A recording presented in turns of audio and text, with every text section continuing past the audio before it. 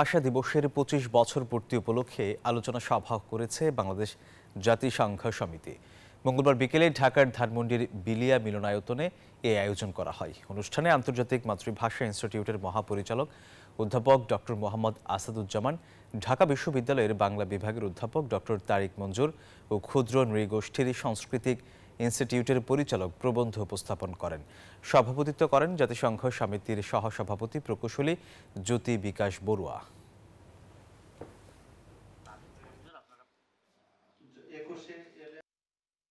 ভাষাবিজ্ঞানী David crystal বলেছেন, পৃথিবীর এই যে ৭,০০০-এর বেশি ভাষা, এই ভাষাগুলো আগামী ৫০-৬০ বছরের মধ্যে পৃথিবীর ৯০% ভাষা হারিয়ে যাবে। আমার মাতৃভাষা আমাকেই ভালোবাসা দেখাতে হবে, আমাকেই প্রয়োজন বুদ্ধি উপলব্ধি করতে হবে প্রথমে। আর ভাষা হইলে সার্গেইয়া, তাই আই সার্গেইয়ার কিছু কইতাম চাই। ব্যাকুণে আর আদাব নিয়ম জাতীয় শিক্ষাক্রম ও পাঠ্যপুস্তক বোর্ডের উদ্যোগে ৩য় শ্রেণী পর্যন্ত চাকমা, মারমা, ত্রিপুরা, সাদ্রীয় গারো ভাষা ও বর্ণমালার পাঠ্য বই প্রকাশ করেছে। এটা অত্যন্ত প্রশংসনীয় উদ্যোগ।